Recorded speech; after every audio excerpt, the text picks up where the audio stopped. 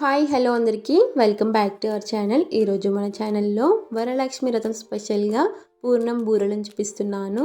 ఎవరైనా చాలా పర్ఫెక్ట్గా చేసుకునేటట్టు చూపిస్తున్నాను. పూర్ణం అనేది అస్సలు బయటకు రాకుండా బయట లేయర్ క్రిస్పీగా లోపల సాఫ్ట్గా ఉంటాయి. ఒకసారి ఇలా ట్రై చేయండి. పూర్ణం బూరెల్ని అచ్చం బయట తెచ్చుకున్న వాటిలాగానే ఉంటాయి. దీంట్లో కొద్దిగా నెయ్యిని వేసుకొని తింటే ఆ టేస్టే వేరే. ఒక్కసారి ఈ వరలక్ష్మి వ్రతంకి ఇలా బూరెలను ట్రై చేయండి. ఇలా పిండి అనేది పూర్ణానికి బాగా పట్టి ఇలా ఉంటే ఇక్కడ నేను చూపించిన కన్సిస్టెన్సీలో ఉంటే పిండి అనేది బాగా పట్టుకొని పూర్ణాలు అనేది బాగా ఫ్రై అవుతాయి. ఇలా ఒక్కసారి ట్రై చేయండి, చాలా బాగా వస్తాయి. అస్సలు ఖరాబ్ కాకుండా చాలా బాగా వస్తాయి. ఇక ప్రాసెస్ చూసేద్దాం. ఇక్కడ మీరు ప్రసాదంగా చేసుకునే వాళ్ళు ఉంటే ముందు రోజు నైటే పప్పుని బియ్యాన్ని నానబెట్టుకోవాలి. ఇక్కడ నేను ఒక గ్లాస్ వరకు నార్మల్ బియ్యాన్ని తీసుకుంటున్నాను. వేరొక గిన్నెలోకి అదే గ్లాస్తోని హాఫ్ గ్లాస్ వరకు మినపప్పుని తీసుకుంటున్నాను. ఒక గ్లాస్ బియ్యానికి హాఫ్ గ్లాస్ వరకు మినపప్పు పక్కా సరిపోతుంది. ఇది పక్కా కొలత, ఇలానే ఫాలో అవ్వండి. వీటిని ఇప్పుడు 2 నుంచి 3 సార్లు బాగా కడిగి తీసుకోవాలి. మీరు ఇంట్లో అకేషన్స్ కోసం చేసుకుంటే మటుకు ఒక 5 నుంచి 6 గంటల పాటు నానబెట్టుకుంటే సరిపోతుంది. పూజ కోసం చేసుకున్న వాళ్ళు ఓవర్ నైట్ నానబెట్టుకోండి. ఇవి 5 నుంచి 6 గంటల వరకు నానిపోవాలి. ఇప్పుడు మనం పూర్ణాలు చేసుకునే 2 గంటల ముందు ఇక్కడ నేను శనగపప్పును నానబెట్టుకుంటున్నాను. ఏ గ్లాస్తోనైతే మనం బియ్యాన్ని తీసుకున్నామే అదే గ్లాస్తోని ఒక గ్లాస్ వరకు ఇక్కడ నేను శనగపప్పును తీసుకుంటున్నాను. ఇక్కడ 2 నుంచి 3 సార్లు బాగా కడిగి దీన్ని ఒక 2 గంటల పాటు నానబెట్టుకోవాలి. ఇలా శనగపప్పును నానబెట్టుకోవడం వల్ల త్వరగా ఉడుకుతుంది. ఇది 2 గంటల పాటు నానబెట్టుకుందాం. ఇక్కడ 5 నుంచి 6 గంటల తర్వాత చూడండి బియ్యం పప్పు అనేది ఎంత బాగా నానాయో. ఇలా నానాలి, తప్పకుండా 5 నుంచి 6 గంటల పాటు నానవాలి. మీరు కనుక ఓవర్ నైట్ నానబెట్టుకుంటా అనుకునే వాళ్ళు నానబెట్టుకోండి. వీటిని ఇప్పుడు నీళ్ళని మొత్తం స్ట్రెయిన్ చేసుకొని ఇక్కడ నేను మినపప్పుని గ్రైండ్ చేసుకుంటున్నాను. నీళ్ళు అనేది ఏం లేకుండా చూసుకోండి. ఇలా పప్పునంతా మిక్సీ జార్లోకి తీసుకున్నాక ఇక్కడ నేను పావు గ్లాస్ వరకు నీళ్ళని తీసుకుంటున్నాను. మరి ఎక్కువగా తీసుకోవద్దు, పిండి అనేది మరీ లూజ్గా అవుతుంది. పావు గ్లాస్ తీసుకుంటే సరిపోతుంది. ఇక్కడ నేను చూపించినట్టు ఇలా ఫైన్గా మిక్సీ పట్టి తీసుకోవాలి. అస్సలు బరకగా ఉండొద్దు, ఇలా ఫైన్గా ఉండాలి. ఇలా ముద్దలాగా పడాలి పిండి అనేది, అప్పుడే బాగుంటుంది. ఈ పిండిని అంతా వేరొక గిన్నెలోకి ఇలా ట్రాన్స్ఫర్ చేసుకోవాలి. ఇప్పుడు ఈ గిన్నెని పక్కన ఉంచుకొని అదే మిక్సీ జార్లోకి మనం ముందుగా నానబెట్టుకున్న బియ్యానికి ఇట్లా నీళ్ళని లేకుండా తీసుకోవాలి. ఇలా నీళ్ళని లేకుండా తీసుకొని మరొక పావు గ్లాస్ వరకు నీళ్ళని తీసుకున్నాక దీన్ని ఇట్లా కొద్దిగా బరకగా మిక్సీ పట్టి తీసుకోవాలి. మరీ సాఫ్ట్గా కాకుండా ఇలా కొద్దిగా బరకగా మిక్సీ పట్టి తీసుకోవాలి. ఇక్కడ నేను చూపించినట్టు ఇలా కొద్దిగా బరకగా మిక్సీ పట్టి తీసుకొని మనం ముందుగా ప్రిపేర్ చేసి పెట్టుకున్న మినపప్పు పేస్ట్లోకి దీన్ని యాడ్ చేసుకొని ఒకసారి అంతా బాగా మిక్స్ చేసుకోవాలి. ఇలా చేతితోనే బాగా మిక్స్ చేసుకోండి, 2 కలిసేలాగా ఇలా అంతా బాగా మిక్స్ చేసుకోవాలి. ఇక్కడ నేను కన్సిస్టెన్సీని చూపిస్తున్నాను. కొద్దిగా థిక్గా ఉంది కన్సిస్టెన్సీ అనేది. మరి ఇలా ఉంటే అవుటర్ లేయర్ అనేది ఎక్కువగా అయిపోయి పూర్ణం అనేది అంత తింటుంటే బాగా అనిపించదు కొద్దిగా ఉండి.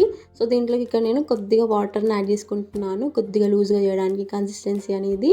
ఇలా కొద్దిగా ఒక పావు గ్లాస్ వరకు వాటర్ని వేసుకొని మరొకసారి అంతా బాగా మిక్స్ చేసుకోవాలి. ఇలా బాగా మిక్స్ చేసుకున్నాక ఇక్కడ నేను కన్సిస్టెన్సీని చూపిస్తున్నాను చూడండి. కన్సిస్టెన్సీ అనేది ఇలా ఉండాలి. ఇలా స్పూన్తో వేసుకుంటే మనం స్మూత్గా పడాలి పిండి అనేది. ఇలా ఉంటే పర్ఫెక్ట్ కన్సిస్టెన్సీ, ఇలా ఉంటే సరిపోతుంది. ఇప్పుడు దీంట్లోకి ఇక్కడ మనము 1 స్పూన్ వరకు చక్కెరని యాడ్ చేసుకుందాం. బయట లేయర్ గిట్లా కొద్దిగా స్వీట్గా ఉండడానికి ఇక్కడ నేను చక్కెరని యాడ్ చేసుకుంటున్నాను. అదే స్పూన్తోని కొద్దిగా ఒక చిటికెడు వరకు ఉప్పుని అలాగే చిటికెడు వరకు వంట సోడాని తీసుకుంటున్నాను. వంట సోడా అనేది మీ ఆప్షనల్. పిండిని కనుక 1 గంట సేపు నానబెట్టే టైం ఉంటే ఇక్కడ వంట సోడాని అనేది స్కిప్ చేయండి. ఇక్కడ నేను అప్పటికప్పుడు చేసుకుంటున్నాను కాబట్టి వంట సోడాని వాడుతున్నాను. ఇప్పుడు దీని అంతా ఒకసారి బాగా మిక్స్ చేసుకోవాలి. ఇలా బాగా మిక్స్ చేసుకున్నాక మూతను ఉంచుకొని పక్కన ఉంచుకోవాలి. మనం పప్పును ఉడికించుకుందాం. ఇక్కడ ఈ పిండిని పక్కన ఉంచుకొని పప్పును మనం 2 గంటల పాటు నానబెట్టుకున్నాం కదా, చూడండి ఇలా బాగా నానిపోయి ఉంటుంది. ఇప్పుడు దీన్ని మీరు ఇక్కడ కుక్కర్లోకైనా తీసుకోవచ్చు, నార్మల్గానైనా ఉడికించుకోవచ్చు. ఇక్కడ నేను నార్మల్గానే ఉడికించుకుంటున్నాను. మీరు కుక్కర్లో వేసుకునే వాళ్ళు ఉంటే ఒక 2 విజిల్లు వేసుకోండి సరిపోతుంది. ఇక్కడ నేను ఉడికించినాక చూపిస్తున్నాను. పప్పు అనేది ఇలా ఉడికిపోవాలి ఫైన్గా. ఇక్కడ నేను చూపించినట్టు ఇలా మెత్తగా ఉడికిపోవాలి. మనం పప్పు గిన్నెను చేతిలోకి తీసుకుంటే ఇలా మెత్తగా ఉడికిపోవాలి.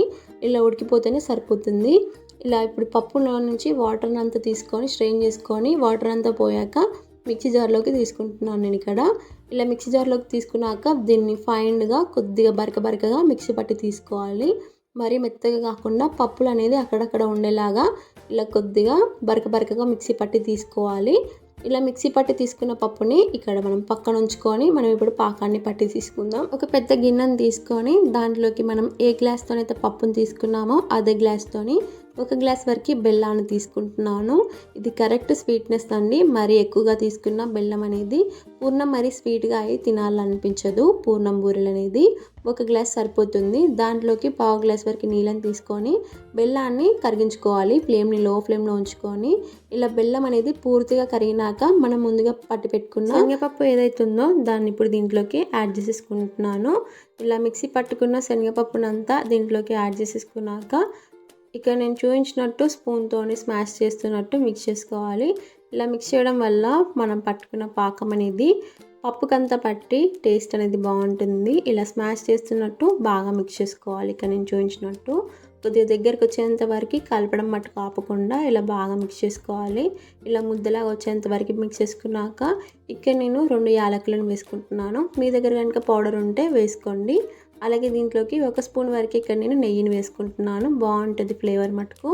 ఇలా వేసుకున్నాక మరొకసారి అంతా బాగా కలిసేటట్టు బాగా మిక్స్ చేస్తున్నాను.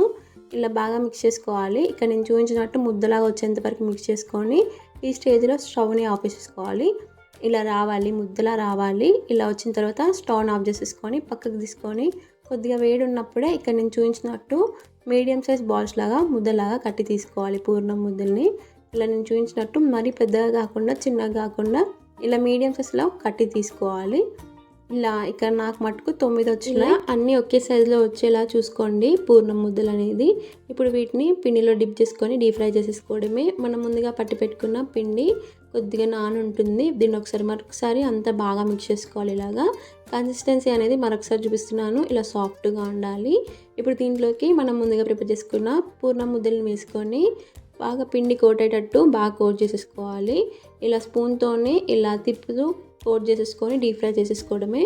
ఇది మీ చేయితోనైనా చేసుకోవచ్చు. ఇక్కడ నేను స్పూన్తో ఈజీగా ఉంటుంది కాబట్టి స్పూన్తో చూపిస్తున్నాను.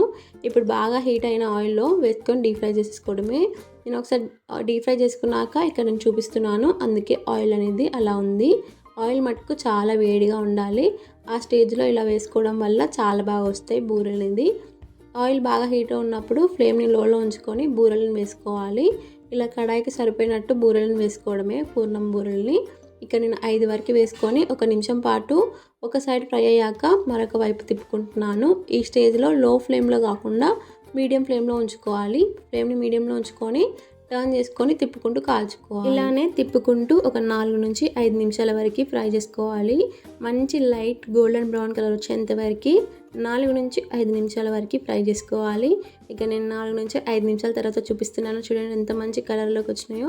మరి హై ఫ్లేమ్లో పెట్టి ఫ్రై చేసుకోకూడదు. మీడియం ఫ్లేమ్లోనే ఇలా మంచి కలర్ వచ్చేంత వరకు ఫ్రై చేసుకుంటే మన పూర్ణం బూరెలు అనేది రెడీ.